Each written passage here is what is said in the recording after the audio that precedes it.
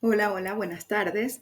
Eh, Quisiera ante todo darle la más cordial bienvenida a el sexto módulo del certificado para profesores universitarios en seguridad para periodistas en Centroamérica. Este módulo lleva por nombre Creación de planes de acción para mitigar riesgos y es casi que el final de un largo camino que han recorrido de la mano de excelentes profesionales, eh, como que identificando algunas áreas de riesgos. Y bueno, ya aquí llegamos como a ese puntico casi, casi final, donde vamos a conocer o a aprender a crear un plan de mitigación de riesgo. Mi nombre es Misle González, soy venezolana, soy periodista venezolana, defensora de derechos humanos, feminista. Llevo unos cuantos años trabajando en investigación y en acompañamiento a víctimas de violaciones a la libertad de expresión en mi país.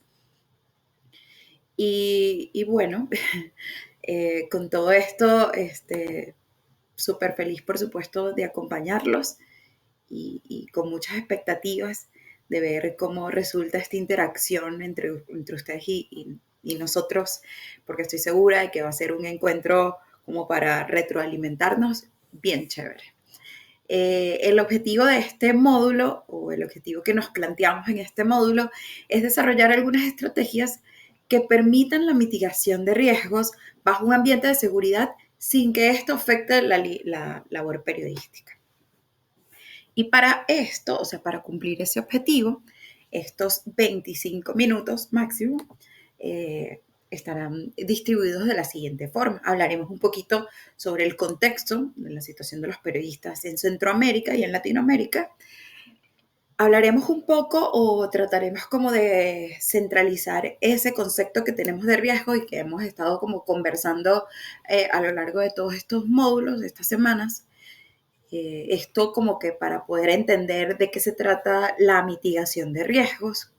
Luego entendiéndola, vamos a tratar, o lo vamos a intentar, conocer qué es un plan de acción para la mitigación de riesgo y cómo se hace, cuáles son esos pasos. Y por último, bueno, vamos a evaluar algunas estrategias para mitigar los riesgos.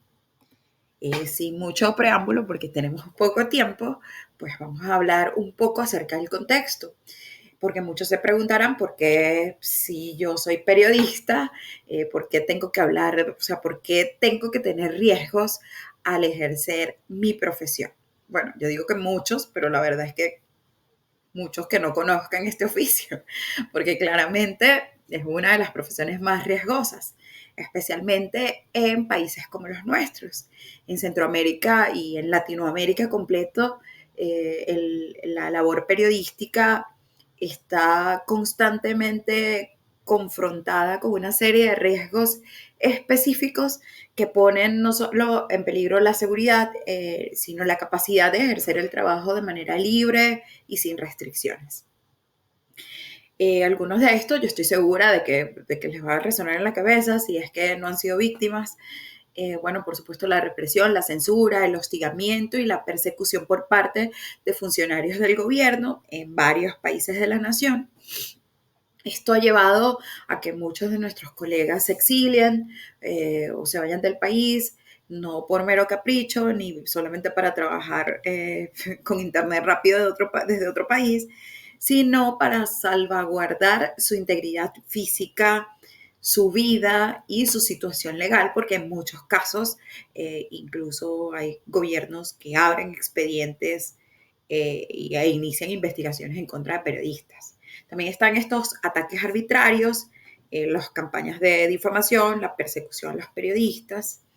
Está la impunidad ante los ataques físicos y virtuales, que esto ocurre en toda nuestra región. No existe, de hecho, bueno, en el mundo hay un día en contra de la impunidad, en contra de los periodistas, a favor de la, o sea, el día es a favor de los periodistas y el día es en contra de la impunidad, porque sabemos que no existen en nuestros países políticas destinadas a atender esta situación Y mientras no exista una política que frene esto, esto va a seguir ocurriendo de manera libre y cada vez más frecuente, ¿no? Está la censura y la autocensura debido a estas restricciones y a las amenazas que enfrentan los periodistas en la región. Y también está el desprestigio, el ahogo económico por parte de los gobiernos de alguna región. Y aquí quiero como que hacer un puntico en particular. La situación, por ejemplo, de los periodistas en mi país es que esos sueldos están pauperizados. Si sumamos a eso que en muchos casos tenemos que tener múltiples empleos para poder sobrevivir o para poder vivir dignamente. Y de eso se trata este ahogo económico del que hablo acá. Yo estoy segura de que la situación es similar en el resto de los países o que esta realidad al menos se repite con mucha más frecuencia de la que quisiéramos. Y el desprestigio es que constantemente somos víctimas de ataques y de campañas de difamación y desprestigio públicas, además realizadas por funcionarios que no escatiman en invertir recursos para desprestigiarnos, porque finalmente somos como un vehículo para llevar algunas cosas o para un vehículo para comunicar, denunciar, y ellos creen que atacando el vehículo, pues el mensaje deja de repetirse, ¿no? Estos riesgos, que esta palabra que nos ha resonado, me gustaría que en esta parte conversáramos sobre esto, porque bueno, yo les he dicho como que estamos expuestos a riesgos, es un oficio riesgoso. Estoy segura de que en los módulos anteriores hablamos de riesgos psicológicos, de riesgos físicos, de riesgos digitales, incluso riesgos legales.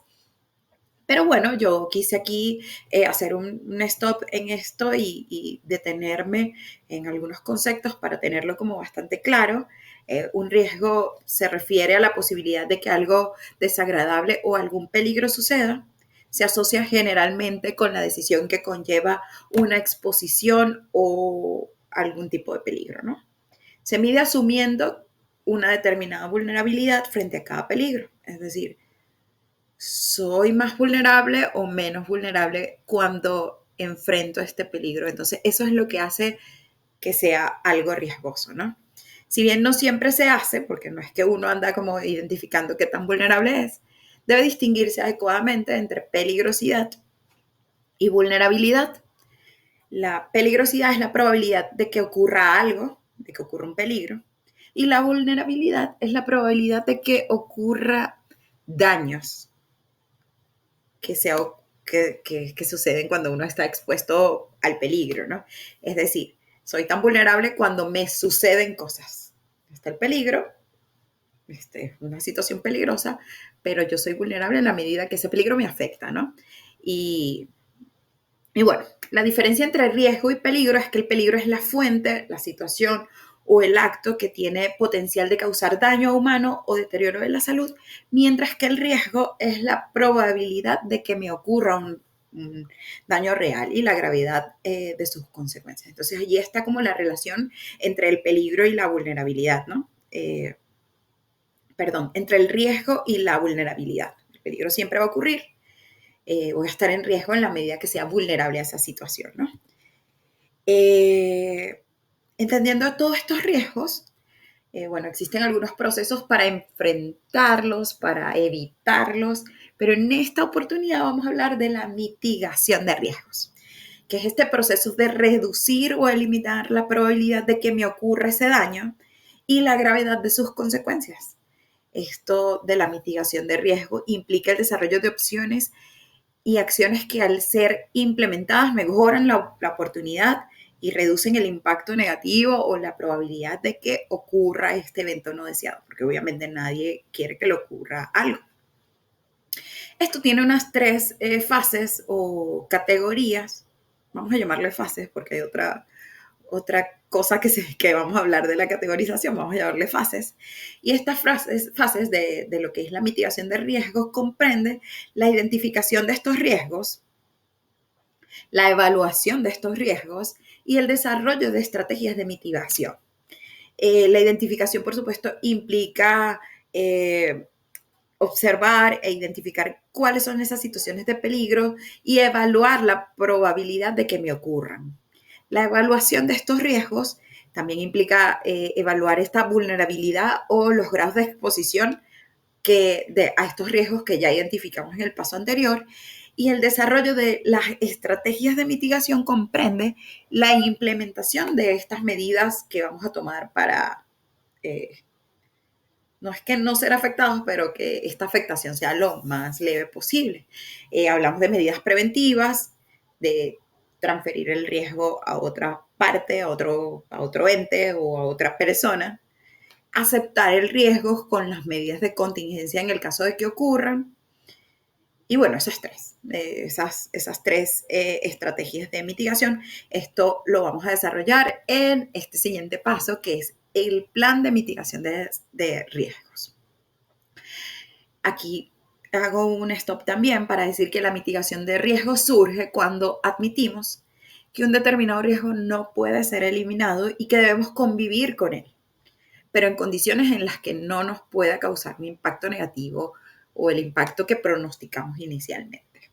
Es decir, cuando hablamos de un plan de mitigación y no un plan de gestión de riesgo, es porque justamente estos riesgos son situaciones que son inminentes, van a ocurrir o puedan ocurrir, y no hay forma de que yo como individuo, organización, medio, pueda como que detenerlo o eliminarlo. No se elimina este riesgo. Bueno, ¿cómo gestionamos esto? ¿Cómo hago para que este riesgo no me afecte tanto? Entonces, los planes, como sabemos, los planes tienen como algunas fases y por supuesto que nos permiten sistematizar como que todas las áreas y tener como un mapa completo de no solamente de qué es lo que pasa, sino dónde pasa, cuándo pasa, cuáles son las consecuencias de que pase. Entonces, visualicemos más bien este plan de riesgo como una matriz que vamos a hacer con algunas situaciones y cómo podemos enfrentarlas. El primer paso para crear este plan es identificar los riesgos. Esto de manera muy práctica, yo puse aquí en la lámina que puede ser hecho con una lluvia de ideas, eh, esquemas de evaluación, entrevistar con colegas que tengan más experiencia. Aquí te doy un tip que es revisa la documentación para buscar patrones, o sea, la documentación ahí nos podemos como apoyar en organizaciones, en entes que documentan estos tipos de riesgos a los que estamos expuestos los periodistas. Por supuesto, si hay patrones, o bueno, cada vez que hay una manifestación, eh, están reprimiendo, bueno, eso me permite a mí, si ya una organización definió un patrón, pues esto me permite a mí saber que, bueno, cómo debo ir preparada, porque no hay una forma de que no suceda. Ah, ok, bueno, ¿cómo hago entonces para que si sucede o que cuando suceda no me afecte tanto a mí? Entonces, apoyarnos en todos estos recursos, como los colegas con más experiencia, hacer una lluvia de ideas, buscar estos patrones, y bueno, hay que enlistas todos estos riesgos. Importante tratar de abarcar la mayor cantidad, por eso generalmente uno tiene como un sesgo, eh, pues porque uno actúa desde su cosmovisión. Y cuando son situaciones nuevas o situaciones que no conocemos, lo recomendable en estos casos, si vamos a hacer un plan de riesgos, es que consultemos la mayor cantidad de fuentes, de modo que podamos incluir la mayor cantidad de riesgos para poder tener estrategias para enfrentarlos cuando sucedan, ¿no? El segundo paso es la evaluación de estos riesgos. Aquí te recomiendo que le des un valor numérico y que los categorices. Los factores que determinan la importancia de un riesgo son la probabilidad de que ocurran y el nivel de impacto negativo que tiene sobre el objetivo. Es decir, va a ser más importante o más grave un riesgo que otro en la medida de que ocurra o de que haya posibilidad de que te ocurra o que sea inminente de que te ocurra, o en la medida en que esa cosa que vaya a ocurrir o que te ocurra sea grave o las consecuencias sean peligrosas. Continuando, pues yo puse acá que la categorización es una estrategia válida para reducir el impacto cuando no es posible reducir el factor de incertidumbre. Lo mismo que venía diciendo anteriormente, la idea es como que, bueno, no hay forma de que evitemos esta situación. Bueno, ¿cómo hago para evitar de que para hacer que cuando ocurra las consecuencias sean lo menor posible? Entonces, aquí tenemos 4 categorizaciones en las que vamos a ubicar nuestros riesgos. Esto, cuando dije como que había que enlistarlos, bueno, también hay que categorizarlos. ¿Cuáles son esos riesgos que tienen un bajo impacto y baja probabilidad de ocurrencia? Probablemente ese riesgo va a estar en el fondo de la lista, ¿no? Luego están estos riesgos que tienen un alto impacto, pero tiene baja probabilidad de ocurrencia.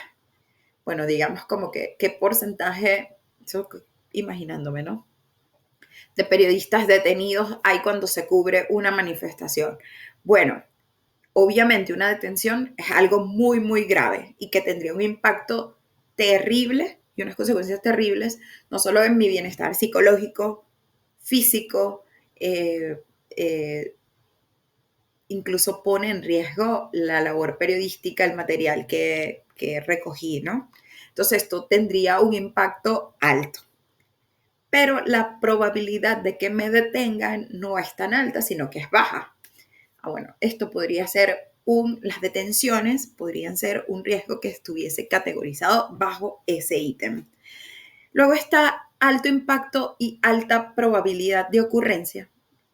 Pueden pensar, se me ocurre una situación en la que estemos trabajando y se vaya el internet.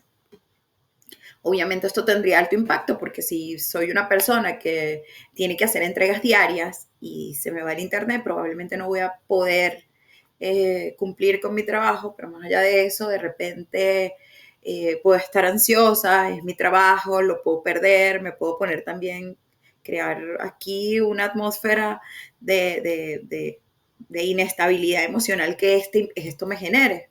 Y la verdad es que es una alta probabilidad de que ocurra. Bueno, probablemente las estrategias que tengamos que asumir en este caso sea como mitigar, bueno, si esto tiene un alto impacto y puede ocurrir y va a ocurrir, bueno, ¿de qué manera puedo blindar mi actividad periodística y mi tranquilidad o mi equilibrio mental, físico y mi equilibrio? ¿De qué manera puedo como orientar esto? Bueno, de repente me sirve contratar otro servicio de internet portátil para utilizarlo cuando mi proveedor no me funcione. De repente me sirve tratar de trabajar con algo de holgura en el tiempo para no estar tan pegadita en el deadline. De repente me sirve, bueno, se me fue el internet y me puedo movilizar hasta un lugar donde yo sé que la conexión es segura y donde puedo enviar todo mi material sin ningún tipo de inconveniente. Bueno, eso es lo que nos permite este tipo de clasificación, que es como que pensar en las estrategias que puedo utilizar, ¿no? Luego está el bajo impacto y alta probabilidad de ocurrencia. Pues yo diría que si no impacta mucho, pero ocurre siempre, bueno, podemos también tomar algunas medidas. Esto es un riesgo que capaz yo sería capaz de asumir o que capaz corresponda asumir porque el impacto o las consecuencias no son tan graves. Puede uno como que evaluar cómo reaccionar de acuerdo a cada una de estas categorizaciones.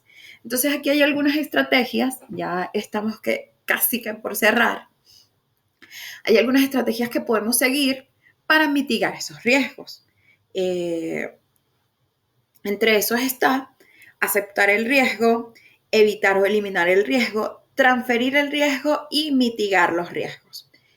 De acuerdo a la clasificación que dimos en la lámina anterior, que es esto de bajo impacto, baja probabilidad de ocurrencia, alto impacto, baja probabilidad de ocurrencia, alto impacto, alta probabilidad de ocurrencia y bajo impacto, alta probabilidad de ocurrencia, las estrategias pueden estar, o mejor dicho, las estrategias deben alinearse con esto que estoy sugiriendo acá. No estoy sugiriendo, yo lo investigué.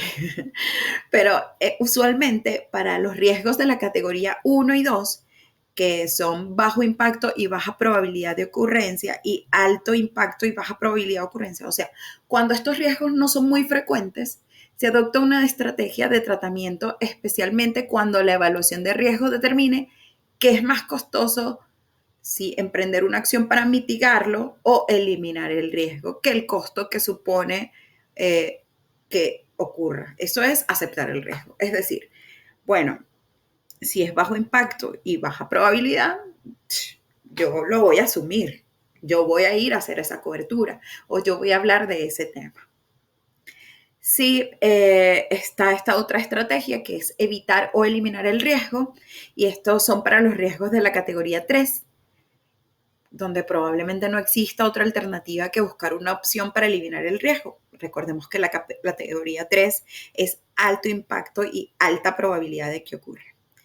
Pues el costo puede ser muy alto, pero el beneficio lo justifica. Entonces, aquí lo que se puede es cambiar o eliminar un proceso, sustituir una fuente, cambiar el enfoque del trabajo o evitar hacerlo en ese momento. Son como algunos consejos que podemos emplear en ese caso. Luego está la tercera estrategia, que es transferir el riesgo. Y transferir o compartir el riesgo es una forma de mitigar. O sea, esto aplica para los 4, para cualquier riesgo. Encontramos dos formas de transferir un riesgo, que es subcontratar el proceso, tomar una póliza de seguro, aliarte con algún factor que pueda absorberlo. Es decir, se me ocurre aquí pensar que si yo estoy haciendo un trabajo de investigación sobre un área geográfica que desconozco, que suele ser peligrosa o que me dijeron que era peligrosa,